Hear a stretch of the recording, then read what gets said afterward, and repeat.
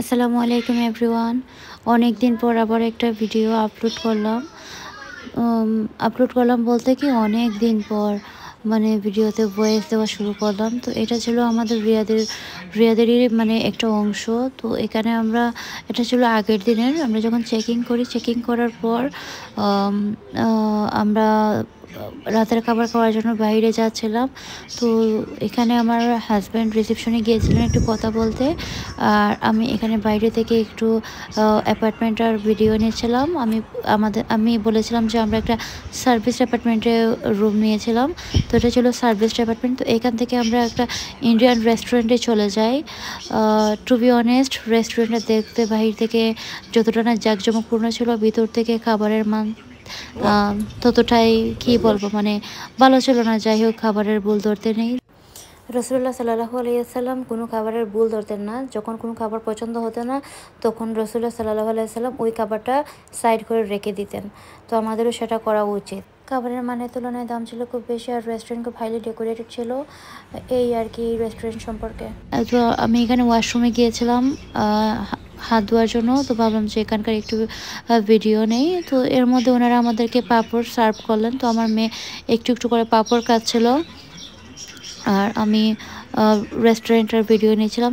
এর মধ্যে আমার হাজব্যান্ড আমাকে নিষেধ করলেন, উনি এগুলো আসলে পছন্দ করেন না। তো আমি বললাম যে আমি একটু ভিডিও নেই, মানে এমনিতেই নিচ্ছি আর কি। উনি আসলে সত্যি কথা যে ভিডিও এগুলো পছন্দ করেন না, ভিডিও করা পছন্দ করেন না। এর মধ্যে আমাদের খাবারও চলে আসে। খাবারের মধ্যে ছিল যে সাদা ভাত, বাসমতি চালের সাদা ভাত, গরুর মাংস, আর একটা চিকেন কড়াই ছিল, আর সাথে তো পাঁপড় ছিলই। তো যাই হোক, খাবার যেমনই হোক, মানে আমি তেমন খেতে পারিনি। তারপরে তো আমরা বাসায় চলে আসলাম। বাসায় আসার অংশটুকু আপনাদের সাথে শেয়ার করেছিলাম। আমরা রিয়াদ বিলবোর্ডে গিয়েছিলাম। তো বাসায় আসার পর আমার মেয়ে, এটা ছিল পরের দিনের, আমার মেয়ে টিভিতে কার্টুন দেখছিল পরেরও। আর এখানে ওকে কিছু আমি তরমুজ কেটে দিয়েছিলাম। ও তরমুজ অনেক পছন্দ করে। আর এই রুমটা ছিল আসলে সরি। আর এই যে আমার মেয়ে এখানে একটা ঝুড়ি নিয়ে খেলা করছিল। আমি তখন ওকে বললাম যে তোমার ঝুড়িটা আমাকে দেখাও। ও ভেবেছিল যে ওর কাছ থেকে পানির বোতলটা আমি নিয়ে আসবো, সেজন্য ও দূর দেয়।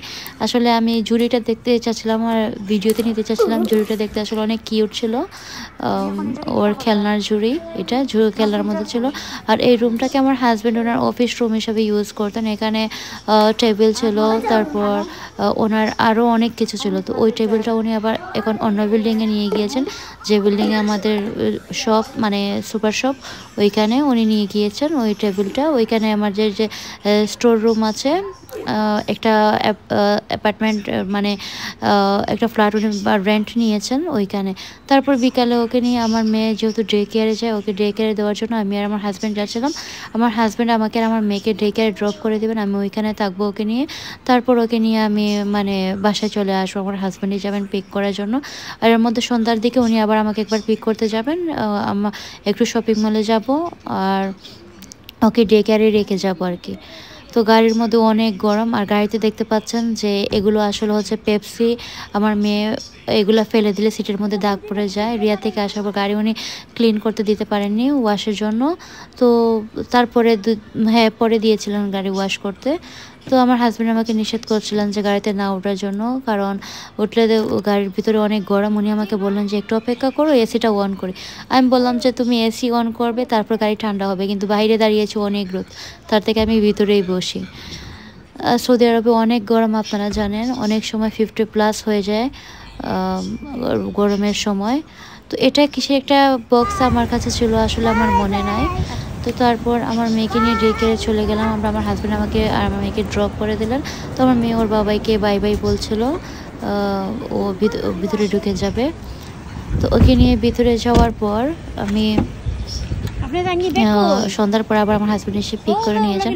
তারপর আবার আমাকে এখানে ড্রপ করে দেন। দেন উনি ওনার একজন কাজিন বাইকে পাঠান আমাকে আর আমার মেয়েকে নিয়ে যাওয়ার জন্য।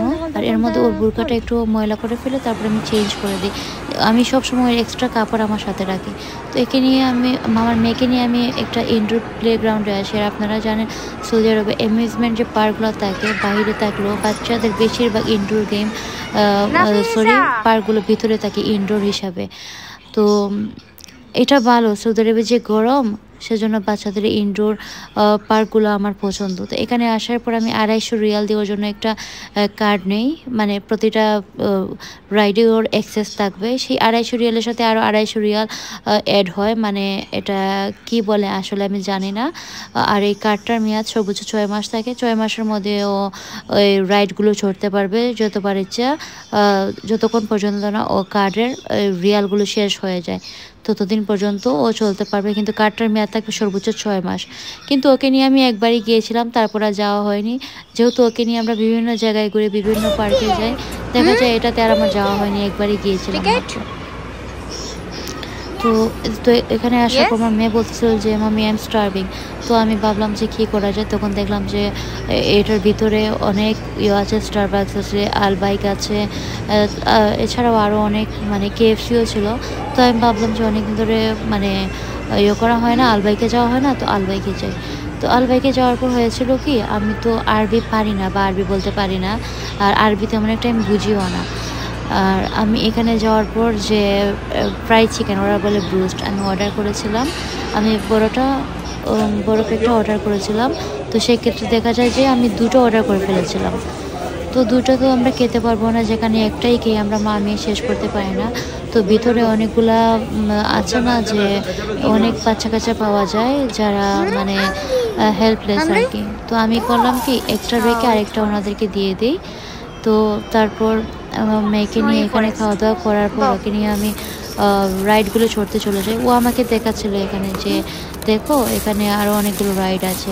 আর এই যে মানে আমি 2টার কথা বলেছিলাম, এখানে দুটো আমি একটা খুলে ওটা সাইডে রেখে দিই, তারপর একটা বাচ্চাকে আমি দিয়ে দিই। আর আলবাইকের যে এই গার্লিক সসগুলো আমার ভালো লাগে আলহামদুলিল্লাহ, মানে মাশাআল্লাহ অনেকটা ফ্লেভারফুল এই গার্লিক সসগুলো। তো এখানে খাওয়া দাওয়া করার পর আমি আমার মেয়েকে নিয়ে চলে যাই, ও বিভিন্ন রাইডগুলো চড়ে।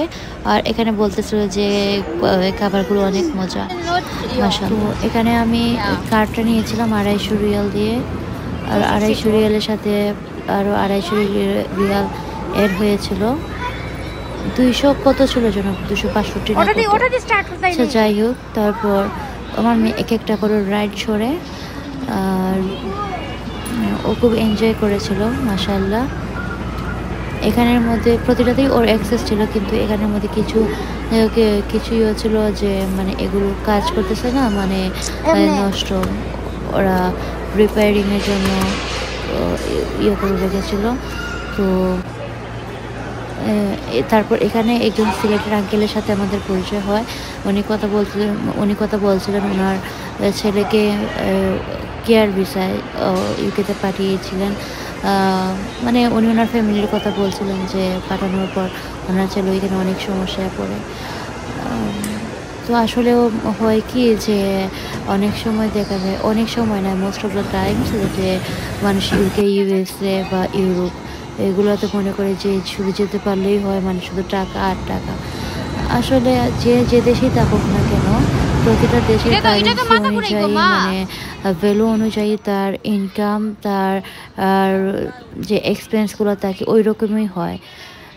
তো যে ইউকেতে মাসে 2.5 লক্ষ টাকা ইনকাম করে, তার বাসা ভাড়া, তার আদার্স যে এক্সপেন্সগুলো থাকে, দেখা যায় যে তার কাছে মাস শেষে তেমন একটা টাকা থাকে না।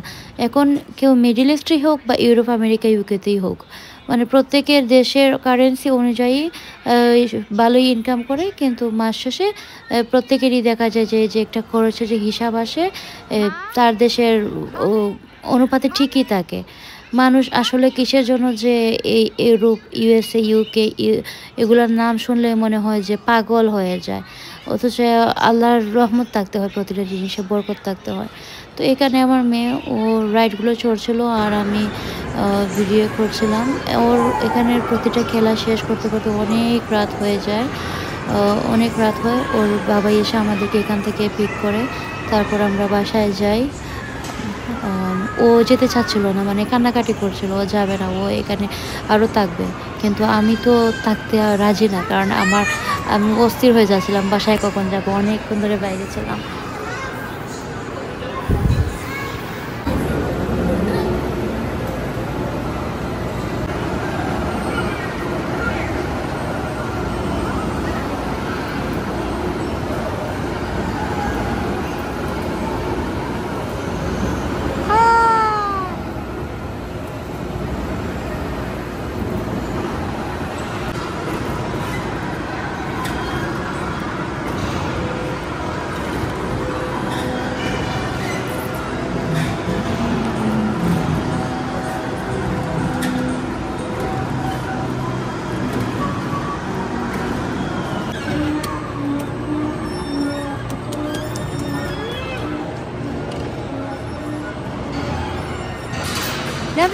আচ্ছা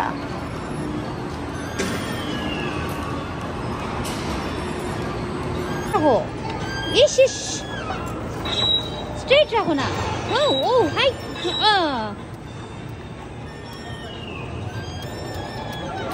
সোজা যাও, টাইম আপ।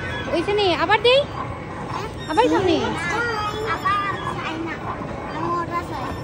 হাঁটো, খেলাও খেলাও, এংরি বার্ড।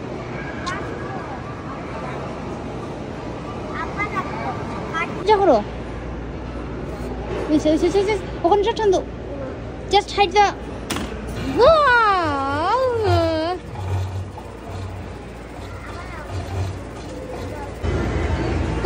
এই না করে সোজা যাবে।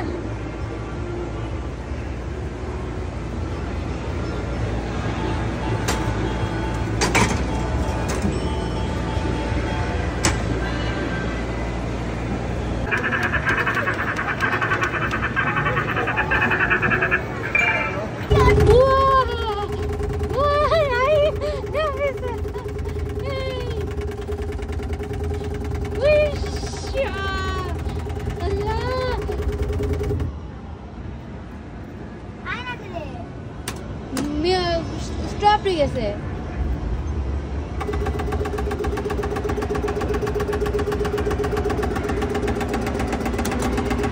ওকে তোমারটা চালাও, তোমারটা চালাও, তোমারটা এমনে দাও, চলো এমনে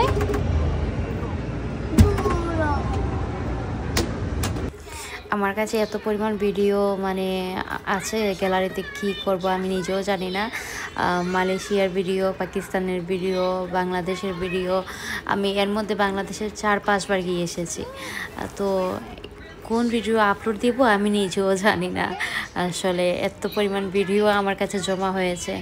যাই হোক, আপনারা ভিডিও দেখে, পুরো ভিডিও দেখে থাকেন তাহলে জানাবেন যে আপনারা কোন ভিডিও দেখতে চাচ্ছেন, মালয়েশিয়ার ভিডিও নাকি পাকিস্তানের ভিডিও নাকি বাংলাদেশের ভিডিও, কোথাকার কোন ভিডিও আমি মানে শেয়ার করব।